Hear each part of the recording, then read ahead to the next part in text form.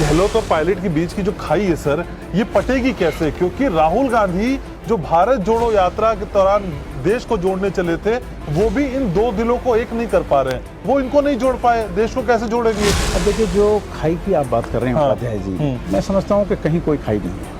Congress party अब तो मत समझाइए, कांग्रेस का कांग्रेस से मुकाबला है या कांग्रेस का बीजेपी से मुकाबला है? जब घर में ही बगावत के सुर उठ रहे हों और बार बार उठ रहे हों और घर के मुखिया के समझाने पर भी ना समझ रहे हो और घर के बर्तन चौराहे पे फूटने लगे हों, आज लोगों में कोई विरोध ही नहीं है। गुटबाजी, अब गुटबाजी तो अखबारों की है, मीडिया की। बहुजन समाज पार्टी के लिए भी कहा जाता है कि एक ही शख्सियत की पार्टी है और कांग्रेस कहा जाता है एक फैमिली की पार्टी है। तो क्या एक व्यक्ति से दूसरी फैमिली वाली पार्टी में जाने में कुछ खास दिक्कतें आई आपको? तो थोड़ी सी कठिनाइयाँ टिकट चुनाव लड़ने में, टिकट मिलने में जरूर आती हैं।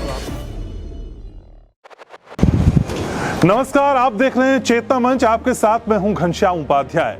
आज हम आपको राजस्थान की सियासत से जुड़े एक ऐसी शख्सियत से मिलाने जा रहे हैं जिनका राजनीति करने का तरीका थोड़ा सा अलग है और यही तरीका उनको भीड़ से थोड़ा सा जुदा करता है। नोएडा से चलकर राजस्थान जाना, वहां खुद को एस्टेब्लिश करना, अपनी नीतियों को लोगों तक पहुंचाना और इससे भी बड़ा परिचय है देव नारायण बोर्ड की जिम्मेदारी उठाना। आज हम आपकी मुलाकात कराने जा रहे हैं जोगिंदर सिंह अवाना से। उनके तमाम पहलुओं पे बातचीत करेंगे, साथ ही साथ ये भी जानने की कोशिश करेंगे कि राजस्थान में कांग्रेस की हालत को वो कैसे देखते हैं। शुरुआत करते हैं हमारे इस खास कार्यक्रम की।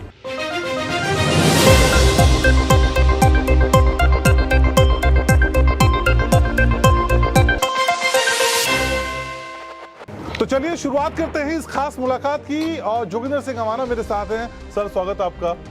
सर, कहां से शुरू करें? नोएडा से, राजस्थान से, देव नारायण बोर्ड से, कांग्रेस से या फिर राहुल की भारत जोड़ो यात्रा से? चॉइस आपकी है पहले सर। अब देखिए, नोएडा तो जन्मभूमि है जी और कर्म भूमि राजस्थान है जी। तो आप जहाँ से चाहें शुरुआत कर लें तो हम लोग ठीक है। तो ये चॉइस हमारे पास ही है, नोएडा से राजस्थान जाना सर, वहां पे खुद को स्थापित करना, अपनी नीतियों को जो यहाँ से आपने शुरू किया, कितना चैलेंजिंग रहा वहां जाके स्थापित करना? देखिए, स्टार्टिंग में जब मैं गया था और लगभग 9 साल पहले मैं राजस्थान गया था, तो मैं समझता हूँ कि एक बड़ा चैलेंज था क्योंकि दूसरा राज्य था और फिर जिस पार्टी से मैं चुनाव लड़ा था उस पार्टी का भी कोई बहुत विशेष वहाँ पे ज़्यादा बाहुल नहीं था या उस तरह की चीज़ें नहीं थी। चंद बहुजन समाज पार्टी से मैं चुनाव लड़ा वहाँ जाके। राजस्थान में कांग्रेस और बीजेपी का ज़्यादा रहता है और आज तक रहा भी है इस तरह का।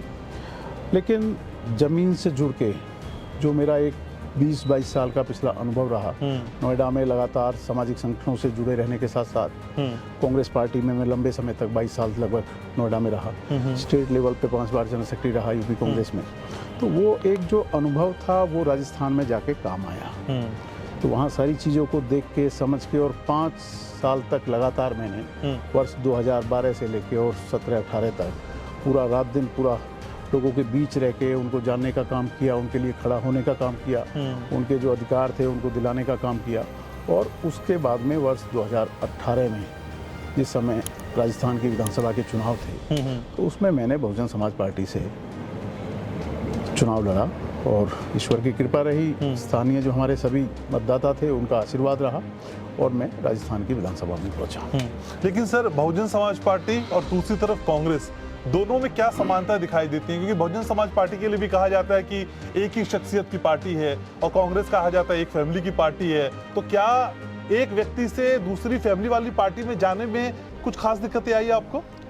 देखिए, क्योंकि दूसरा स्टेट था, राजस्थान प्रदेश दूसरा राज्य था और नोएडा उत्तर प्रदेश राज्य था, तो थोड़ी सी कठिनाइयाँ टिकट चुनाव लड़ने में, टिकट मिलने में जरूर आती हैं और आप समझ भी सकते हैं कि दूसरे राज्य में जाके। लेकिन पार्टी की विचारधारा के लिहाज से भी अगर आप सोचिए रीजनल पार्टी में है, फिर आप नेशनल पार्टी में शिफ्ट हो रहे हैं, तो वहाँ का जो काम करने का तरीका है वो थोड़ा अलग है। दोनों पार्टियों में उस वक्त की मैं बता रहा हूँ आपको, जिस वक्त मैं चुनाव लड़ा, 2013 में भी मैंने विधानसभा का चुनाव का टिकट मांगा था बहुजन समाज पार्टी से, लेकिन किन्हीं कारणों से मुझे नहीं मिल पाया था। लेकिन मैं लगातार लोगों के बीच रहा और जहाँ तक बहुजन समाज पार्टी और कांग्रेस पार्टी की विचारधारा में आपका जो सवाल है उस पर आप बात करते हैं, तो बहुजन समाज पार्टी का जिस तरह से मैंने देखा जब मैं चुनाव लड़ा, तो जो वोटर है, जो वहाँ का स्थानीय मतदाता है, वो पूरा तरह एकदम कैडर बेस है, बहुत मजबूती के साथ में उसको तैयार किया जाता है और उसके बाद में ही विधानसभा हो या लोकसभा हो या अन्य दूसरे चुनाव हो, वो लड़ाए जाते हैं। तो वो कैडर वोट था जो मुझे मिला।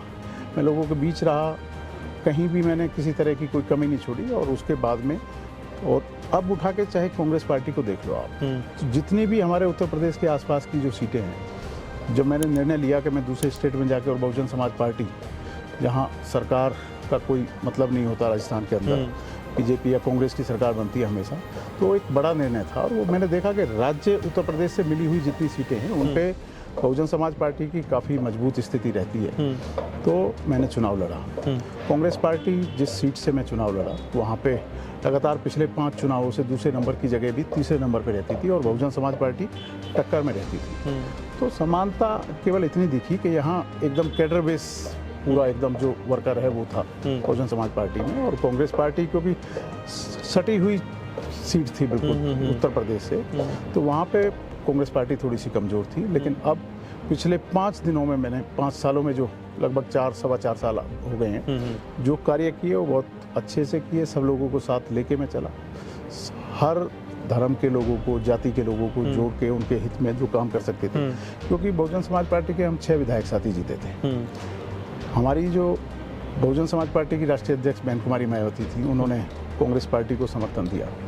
कांग्रेस पार्टी में हम लोग सरकार में शामिल हुए समर्थन के साथ में, और उसके बाद में फिर बाद में कुछ परिस्थितियां इस तरह से आईं कि एक निर्णय लेना पड़ा, और 6 के 6 साथियों को मैं इस पे आ भी रहा था। ये कहा जाता है कि जोगिंदर सिंह अवाना जहाँ जाते हैं अकेले नहीं जाते हैं, कुछ लोगों को भी साथ लेकर चले जाते हैं। साथ ना छोड़ने की ये रवायत है या परंपरा है जिसे आप कंटिन्यू करते हैं? असल में मामला क्या है? अब देखिए, अब 7 का तो ये है कि पिछली बार भी 6 विधायक जीते थे बहुजन समाज पार्टी से, और 6 के 6 विधायक साथियों ने कांग्रेस पार्टी में विलय किया था जो पिछले दिनों जो चुनाव हुआ था। और इस बार भी इत्तेफाक ऐसा रहा कि 6 का गणित, इस बार भी 2018 में जो जीते तो 6 ही विधायक साथी जीते, और 6 के 6 सब लोग पहले समर्थन कांग्रेस पार्टी को दिया, और उसके बाद में विलय कांग्रेस पार्टी में हुआ। तो ये कुछ आंकड़ा है 6 का, और सौभाग्य है कि उस वक्त भी आदरणीय श्री अशोक गहलोत साहब जो हमारे मुख्यमंत्री हैं, वो मुख्यमंत्री थे, और इस बार भी वही मुख्यमंत्री हैं। तो ये बड़ा सौभाग्य है। और मैं विशेष रूप से आपको बताना चाहता हूँ कि मुझे जो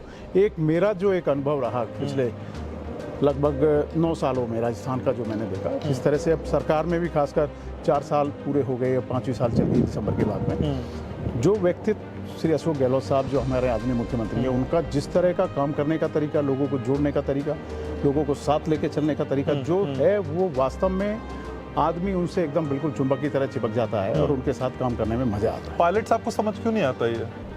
अब देखिए, ये तो देखिए अपनी अपनी सोच है, अपनी अपनी समझ है। ऐसा नहीं है, पायलट साहब भी विभिन्न पदों पे रहे हैं कांग्रेस पार्टी में, कोई चाहे डिप्टी सीएम हों, चाहे पीडब्ल्यूडी के कैबिनेट मिनिस्टर हों, चाहे पंचायत राज के कैबिनेट मिनिस्टर हों, चाहे प्रदेश के अध्यक्ष हों। ऐसा नहीं है, बड़ी जिम्मेदारियां उन पे रही हैं। उससे पूर्व में केंद्र में मंत्री भी रहे हैं। अब ये तो सर मुख्यमंत्री नहीं बन पा रहे। देखिए, ये तो कांग्रेस पार्टी के हाईकमान है। हाईकमान का जो निर्णय होगा, हाईकमान जो तय कर लेगा क्या करना है क्या नहीं करना है। तो सब पर आपने भी अपनी बातों से कह दिया ना कि जितने समझदार, जितने सुलझे हुए अशोक गहलोत हैं, परोक्ष रूप से आपने समझा दिया, उतना दम पायलट जी में नहीं है। नहीं, जो 6 का आपका सवाल था उसमें मैंने कहा जो व्यक्तित्व हमने मानते, फिर पायलट को भी पायलट साहब को भी हम मानते हैं कि वो मुख्यमंत्री बनते चाहिए। जितना हमने देखा, जितना बारीकी से देखा, सारी चीजों को देखा, तो निश्चित तौर पे, और मेरा तो सौभाग्य है कि मुझे श्री अशोक गहलोत साहब के साथ में काम करने का उत्तर प्रदेश में भी मौका मिला। वर्ष 2007 में जब मैं कांग्रेस पार्टी का प्रदेश में जनरल सेक्रेटरी था, तो उस वक्त श्री अशोक गहलोत साहब हमारे यूपी के प्रभारी थे, उनके साथ काम करने का। लेकिन ये गहलोत और पायलट के बीच की जो खाई है सर, ये पटेगी कैसे? क्योंकि राहुल गांधी जो भारत जोड़ो यात्रा के दौरान देश को जोड़ने चले थे, वो भी इन 2 दिलों को एक नहीं कर पा रहे हैं। वो इनको नहीं जोड़ पाए, देश को कैसे जोड़ेंगे? बीजेपी लगातार कटाक्ष कर रही है आप पे। अब देखिए, जो खाई की आप बात कर रहे हैं उपाध्याय जी, मैं समझता हूँ कि कहीं कोई खाई नहीं है। कांग्रेस पार्टी अब तो मत समझाइए। कांग्रेस पार्टी के चाहे श्री सचिन पायलट जी हों, हमारे आदरणीय मुख्यमंत्री श्री अशोक गहलोत साहब हों, सब लोग एक हैं। ये केवल एक मीडिया की देन है कि आए दिन हर दिन एक नई चीज निकाल के लाते हैं, और कहीं ना कहीं बिना वजह एक दूरी आपस में हो, तो इस तरह से हो, केवल उसकी चर्चा पूरे देश में रहे, केवल ये काम करते हैं। तो फिर क्यों पायलट अपनी हर सभा में पेपर लीक का मामला उठाते हैं? फिर क्यों पायलट हर सभा में ये बोलते हैं जो रिटायर्ड नौकरशाह है, जो उनको पोजीशनिंग मिल रही है, जो पॉलिटिकल अपॉइंटमेंट मिल रहा है, उस पर सवाल खड़े करते हैं? ये सारी बात तो गहलोत जी की तरफ इशारा करती है ना, केवल मना कर दें हम, केवल कान में उंगली डाल लें सर। केवल एक चीज मैं आपको कहना चाहता हूँ कि ये कांग्रेस पार्टी है, यहाँ हर व्यक्ति को स्वतंत्रता के साथ में अपनी बात कहने का अधिकार है। पायलट साहब ने कोई इस तरह की बात कही जो मैंने भी अखबारों में देखा, मीडिया के माध्यम से देखा, आपके माध्यम से भी अभी मैं सुन रहा हूँ। निश्चित तौर पे उनका व्यक्तिगत मत हो सकता है।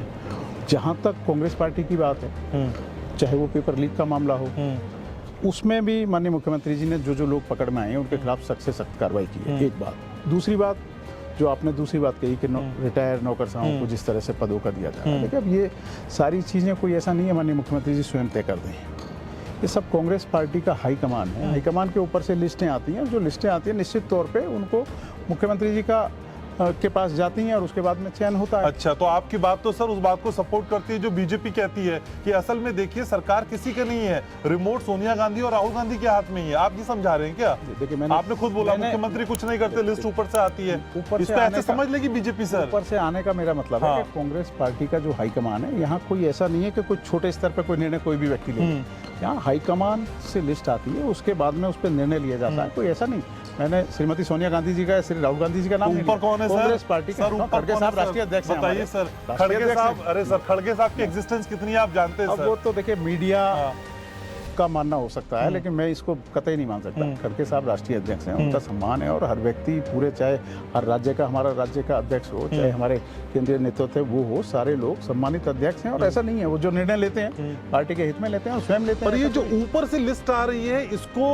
थोप तो दिया जाता है, उसको मान भी लेते हैं। लेकिन सर अभी राहुल गांधी की जब भारत जोड़ो यात्रा का आखिरी दिन वहां पे पहुंचा तक जत्था, उसके बाद जो राहत की सांस ली कांग्रेस ने, हमने देखा वो जो कोशिश पैचअप की है वो जेल क्यों नहीं कर पाते? वो बड़ा जो हाईकमान से ये ऑर्डर आ रहा है कि भैया साथ चलिए, अब साल के आखिर में इलेक्शन है, वहां पे जेल क्यों नहीं करता फिर ये साथ? देखिए, ऊपर की लिस्ट की जो आप बात कर रहे हैं, वो लिस्ट नीचे से ही ऊपर जाती है। अच्छा। बाकायदा एक पैनल जाता है और उस पैनल में डिसाइड होता है, तय होता है और उसके बाद में निर्णय होता है। नहीं, मुझे बाद ही सब में लिस्ट से आगे सर क्यों नहीं समझते हैं ये दोनों, क्यों नहीं समझ पा रहे सर? नहीं, ऐसा नहीं है। देखिए, दोनों हमारे बहुत महत्वपूर्ण नेता हैं, बड़े नेता हैं। माननीय मुख्यमंत्री जी का जिस तरह से आपने देखा कि पिछले दिनों चाहे वो कोरोना काल रहा हो, जिस तरह से एक के बाद एक स्कीम पिछले 4 सालों में जो बजट दिया है, ऐतिहासिक बजट दिया है, हर राज्य में उनकी चर्चा होती है। देश के प्रधानमंत्री श्री नरेंद्र मोदी जी ने उनकी तारीफ की।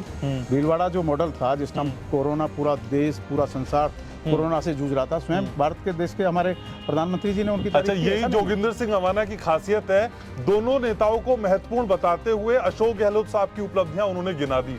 सर क्या खूबी है? अब देखिए, मैं ये समझता हूँ कि खूबी तो आपको पता ही है, पूरा देश जानता है। जिस तरह का हम नहीं जानते सर, हम तो जानने के लिए बैठे हैं। जिस तरह काम करने का तरीका आदरणीय मुख्यमंत्री श्री अशोक गहलोत साहब का है, वो किसी से छुपा नहीं है, सब लोग जानते हैं। उनका जो एक काम करने का तरीका है, जिस तरह की योजनाएं पिछले 4 सालों में हर तबके को जिस तरह से उन्होंने राजस्थान में जोड़ा है, और आज 5वीं साल लग गई। आप देखिए, मैं आपको बता दूं कि आज सरकार का 1-2 साल बाद ही विरोध हो जाता है, लेकिन आज 4 साल बीतने के बाद भी कहीं कोई विरोध नहीं है, कहीं कोई किस तरह का विरोध नहीं है। भारतीय जनता पार्टी की जो आक्रोश रैली है राजस्थान में जो चल रही है, आज लोग सवाल जवाब कर रहे हैं, लोग इकट्ठे नहीं हो पा रहे। चाह के भी कितनी मेहनत करने के बाद में भी भीड़ इकट्ठी नहीं हो रही। वो केवल इसलिए नहीं हो पा रही कि एक के बाद एक बड़ी योजनाएं माननीय मुख्यमंत्री श्री अशोक गहलोत साहब ने प्रदेश की जनता को दी है, और आज जनता खुश है। 4 साल बीतने के बाद, कांग्रेस 5 साल लगने के बाद भी आज कोई कहीं भी एंटी इनकम। कांग्रेस की हालत कैसे देखते हैं सर आप? क्योंकि हिसाब से आपकी बारी तो नहीं है इस बार। अब देखिए, इतिहास दोहराएगा इस बार राजस्थान के अंदर। मैं आपको बता दूं, आपके सर हिमाचल में बीजेपी भी यही कहती थी रिवाज बदलेगा, ये रिवाज नहीं बदलता सर, ये सेट पॉलिटिक्स है, कुछ स्टेट की सेट पॉलिटिक्स है। भारतीय जनता के, जहां तक आपने कही कि इस तरह का रहता है हमेशा के, एक बार बीजेपी एक बार कांग्रेस, जो आप बात कर रहे हैं, ये तो कभी उत्तर प्रदेश में भी एक बार सपा और एक बार बसपा रहती थी। आज भारतीय जनता पार्टी की लगातार दूसरी बार सरकार है। और मैं राजस्थान की आपको बता दूं, राजस्थान के अंदर हर व्यक्ति, हर तबका हमारी कांग्रेस पार्टी की सरकार से बिल्कुल खुश है, और इस बार इतिहास दोहराएगा, दोबारा से कांग्रेस की सरकार राजस्थान के अंदर बनेगी। लेकिन ये बताइए, जो भारत जोड़ो यात्रा राहुल की हुई, ये कितनी बड़ी बूस्टर डोज है? खासकर अगर राजस्थान की बात करें, वहां की सरकार के लिए करें, ये बूस्टर डोज कितना काम आएगा? देखिए, भारत जोड़ो यात्रा से भी राहुल गांधी जी, जो हमारे कांग्रेस के नेता हैं, पार्टी के बड़े नेता हैं, राष्ट्रीय अध्यक्ष हमारी कांग्रेस पार्टी के रहे, भारत जोड़ो यात्रा जिस तरह से उन्होंने शुरू की, एक के बाद एक स्टेट में गई, हर राज्य में वो गई, और राजस्थान में जब आई तो राजस्थान के अंदर ऐतिहासिक यात्रा रही। स्वयं श्री राहुल गांधी जी ने कहा कि राजस्थान के अंदर जो मैंने हर राज्य में गया, हर जगह बहुत अच्छा रिस्पॉन्स था, लेकिन राजस्थान का ऐतिहासिक था। आज जो लोग श्री राहुल गांधी जी के बारे में तरह तरह की चर्चा करते थे, आज भारतीय जनता पार्टी और दूसरे दलों के लोग जिन्होंने राहुल गांधी जी की बुराई की, आज इस यात्रा के बाद में उन सब लोगों ने मुँह की खाई और राहुल गांधी जी की जो एक छवि है वो और निखर के आई है। मैं समझता हूँ कि कांग्रेस के लिए एक बड़ा बहुत ही बड़ा एक अचीवमेंट है कि राहुल गांधी जी ने यात्रा जो पूरी की है, उसके बाद में आज बड़ी संख्या में लोग, हर तबके के लोग, हर धर्म के लोग, हर जाति के लोग जो जुड़े हैं। एक ये बड़ी एकता और अखंडता पूरे देश के लिए जिस तरह से एक संदेश राहुल गांधी जी ने दिया है सब लोगों को जोड़ने का, इससे कांग्रेस पार्टी को लाभ मिलेगा। पर लोग कहते हैं पार्टी जोड़ लीजिए सर, पहले आप देश को जोड़ते रहिएगा, पार्टी जोड़ लीजिए तो फायदा भी कुछ पहुंच जाएगा। कांग्रेस की हालत देश में आप समझ रहे हैं ना सर क्या हो गई है, रीजनल पार्टियों से भी पीछे पहुंच गई है। देखिए आप एक बात बताइए, वो लोग बात करते थे कि हम तो हिमाचल में भी जीतेंगे, आज हिमाचल में वो कहीं टिके नहीं। हिमाचल में आज नेतृत्व परिवर्तन हुआ, कांग्रेस की सरकार बनी, अच्छी खासी सीटों पे लेके आई कांग्रेस पार्टी। और आप देखिए अभी जो आगामी चुनाव जो होंगे उनमें आज देश की हालत बदलेगी, कांग्रेस पार्टी की सरकार बनेगी और आज लोग बड़ी संख्या में हर राज्य में कांग्रेस पार्टी को चाह रहे हैं। जो कभी बहुजन समाज पार्टी जो कभी सरकार बनाती थी उत्तर प्रदेश में, पिछले दिनों तक सरकार बनाई, कई बार मुख्यमंत्री आदमी है बहन कुमारी मायावती जी रही, लेकिन आज उसके बाद भी आपने देखा कि वो मात्र एक सीट पे सिमट गए, 2 सीट कांग्रेस की आई, उनसे ऊपर आई, वोट बैंक भी काफ़ी बड़ा। हमारी नेता श्रीमती प्रियंका गांधी जी ने रात दिन प्रयास किया, उत्तर प्रदेश के अंदर एक के बाद एक रैलियां की, बड़ी रैलियां की और कांग्रेस का वोट प्रतिशत फिर बढ़ रहा है, लोग दोबारा से कांग्रेस को चाह रहे हैं। तो मेरा ऐसा मानना है कि वर्ष 2024 में केंद्र का जब चुनाव होगा, मुझे लगता है कि कांग्रेस की सरकार भी केंद्र में बनेगी। ऐसे 3 बड़ी कौन सी बातें होंगी जो इस बार पोर्ट्रे की जाएगी, बताई जाएगी राजस्थान की जनता को कि ये 3 बड़ी बातें हैं जिस पे आप हमको फिर से चुनिए, वो चमत्कार, वो इतिहास दोहरा दीजिए। देखिए राजस्थान के लिए तो मैं आपको बता दूं कि जिस तरह की सरकार कांग्रेस पार्टी की अभी चल रही है, इस सरकार में ओल्ड पेंशनर्स को जिस तरह का लाभ माननीय मुख्यमंत्री जी ने दिया है, जो एक्सीडेंट की बीमा योजना है, उस बीमा योजना में जो 1 लाख किसी की मृत्यु हो जाती थी और 1 लाख रुपए उसको मिलता था, आज उसको बढ़ा के माननीय मुख्यमंत्री जी ने 5 लाख किया। जो कोरोना जैसी बीमारी, जो इतनी भयानक बीमारी आई थी, उस कोरोना में जो गरीब तबके के लोगों ने, बेचारों ने अपने मकान बेचे, जिनके पास मकान नहीं थे, छोटे मोटे खेत थे, उन्होंने खेतों को बेचा, गिरवी रखा और उसके बाद भी अपने मरीजों को नहीं बचा पाए। माननीय मुख्यमंत्री जी ने जिस तरह की पॉलिसी उनको दी है, 10 लाख रुपए तक का इलाज फ्री दिया है, मैं समझता हूँ कि ये बड़ी चीज़ें हैं, ये छोटी चीज़ें नहीं हैं। एक के बाद एक बड़ी योजनाएं माननीय मुख्यमंत्री जी ने हर बजट में दी और ये आगामी जो बजट अभी 2-3 दिन बाद 10 तारीख को होने जा रहा है, ये अब तक का राजस्थान के इतिहास में सबसे अच्छा बजट होगा, हर तबके के हित में होगा और माननीय मुख्यमंत्री जी इस पर पूरी तरह से लगे हुए हैं। सभी विधायक साथियों की राय जान रहे हैं, अलग अलग जो लोग हैं, सामाजिक कार्यकर्ता हैं, सामाजिक संस्थाएं हैं, उन सबकी भी कई बार मीटिंग बुला चुके हैं। जी जोगिंदर जी, असल में मुकाबला किससे है? कांग्रेस का कांग्रेस से मुकाबला है या कांग्रेस का बीजेपी से मुकाबला है? क्योंकि एंटी इनकम्बेंसी हमेशा हावी रहती है सर, आप माने या ना माने। और दूसरी बात, जब घर में ही बगावत के सुर उठ रहे हों और बार बार उठ रहे हों और घर के मुखिया के समझाने पर भी ना समझ रहे हो और घर के बर्तन चौराहे पे फूटने लगे हों, तो दिक्कत ज्यादा हो जाती है सर। एंटी इनकम्बेंसी की जो आप बात कर रहे हैं, मुझे आप 2-3 चीजें बता दीजिए राजस्थान के अंदर कि उस पे आप विरोध हो रहा है, तो मैं उसका आपको जवाब दे दूं। इस बार जितनी अच्छी सरकार हमारे मुख्यमंत्री जननायक श्री अशोक गहलोत साहब चला रहे हैं, आज लोगों में कोई विरोध ही नहीं है सरकार। गुटबाजी, अब गुटबाजी तो अखबारों की है, मीडिया की देन है, अंदर से तो कोई गुटबाजी नहीं है। पायलट साहब के जो समर्थक हैं उनसे मिल लीजिएगा सर, पता तो चल हमेशा जाएगा। मिलते हैं, हम तो सारे विधायक साथी आपस में सब बैठते हैं, हम तो सारे कांग्रेस पार्टी के नेता एक साथ बैठते हैं, कहीं है ही नहीं कुछ। ये तो केवल और केवल मीडिया की उपज है और मीडिया की जो उपज है वो आप जानते हैं कि कहाँ से चल रहा है, कहाँ से। पायलट साहब दिल्ली जाके डेरा जमा के बैठ गए थे सर, आपको अच्छे से पता है। दिल्ली मुलाकात नहीं हो पाई, उनका वापस घर लौट है, गए। देखिए दिल्ली क्या में बता रहे उनका हैं घर सारी है, चीजें मीडिया पे ना दिल्ली में उनका घर है। अब मैं राजस्थान से नोएडा आऊँ, लोग कहें कि यूपी जाके बैठ गया, तो मेरा घर है और वापस चले जाऊं, बिना मिले वापस चले जाऊं, तो अपने घर के दरवाजे कहाँ बंद होते हैं सर? मीडिया की देन है, ऐसा कुछ नहीं है। कांग्रेस पार्टी एक है, कांग्रेस पार्टी एक थी और भविष्य में भी कांग्रेस पार्टी एक रहेगी। वर्ष 2023 के दिसंबर में जिस वक्त विधानसभा का चुनाव होगा, आप देखिएगा कांग्रेस पार्टी दोबारा से रिपीट करेगी और फिर से कांग्रेस की सरकार राजस्थान में बनेगी। अच्छा, लेकिन पॉलिटिक्स में कहते हैं कि देखिए अपने पर्सनल इंटरेस्ट ना बहुत जल्दी शिफ्ट होते हैं, यहाँ से नहीं मिली चीज तो वहां चले जाते हैं, वहां से नहीं मिली वहां में। जोगिंदर से अवाना के साथ भी नाम जोड़ा, पहले बहुजन समाज पार्टी का, फिर कांग्रेस का। तो सर अगर कुछ बदलाव हुआ तो क्या ये नई तस्वीर हम कुछ और कह पाएंगे कि हमारे साथ इस पार्टी से जुड़ रहे हैं? ऐसा तो नहीं हो जाएगा सर? देखिए 2 चीजें हैं, आपका सवाल बहुत अच्छा है वास्तव में। मेरा पार्टी बदलने का जो है उसमें 2 चीजें हैं, मैं आपको बताऊं। जिस वक्त मैं बहुजन समाज पार्टी से जीता था तो हमारी जो बहुजन समाज पार्टी की राष्ट्रीय अध्यक्ष थी बहन कुमारी मायावती जी, उन्होंने कांग्रेस की सरकार को बनाने के लिए समर्थन दिया था। हम 6 के 6 विधायक साथी कांग्रेस पार्टी में चले गए थे। जाने के तुरंत बाद लगभग 3-4 महीने बाद लोकसभा के चुनाव आ गए। लोकसभा के चुनाव बहुजन समाज पार्टी और कांग्रेस पार्टी दोनों अलग अलग लड़े। राजस्थान के अंदर की मैं बात कर रहा हूँ आपसे। जब दोनों अलग अलग लड़े तो हम लोग जब क्षेत्र में जाते थे बहुजन समाज पार्टी के लिए वोट मांगने के लिए, तो हमारी अजीबोगरीब परिस्थितियां थी। एक तरफ हम सरकार का हिस्सा थे, सरकार का हम साथ दे रहे थे, सरकार का हम समर्थन कर रहे थे, दूसरी तरफ हम कार्यकर्ताओं की सुनते थे। तो एक परिस्थितियां ऐसी हो गई थी कि हमें मजबूरी में इस तरह का डिसीजन लेना पड़ा।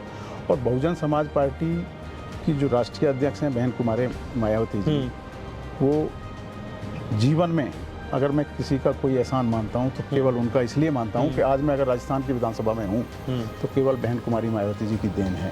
उन्होंने मुझे टिकट दिया, अगर मुझे टिकट नहीं देती हो सकता है कि मैं विधायक नहीं बनता। चलिए ठीक है सर, ये बातचीत हमें कंक्लूड करनी होगी, लेकिन उससे पहले देवनारायण बोर्ड का जिक्र करना बहुत जरूरी है। सर कैसे ये बोर्ड काम कर रहा है और आगे आने वाले समय में कौन कौन सी योजना है, उसकी जिम्मेदारी तो पूरी तरीके से आप पे है।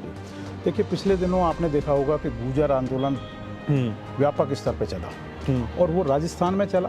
हमारे बीच में नहीं रहे कर्नल किरोड़ी सिंह जी बैसला जी, उनके नेतृत्व में चला। वो नेता थे, बड़े नेता थे और गुजरों के साथ साथ एमबी समाज के थे, मोस्ट बैकवर्ड कास्ट जो हैं उनके थे।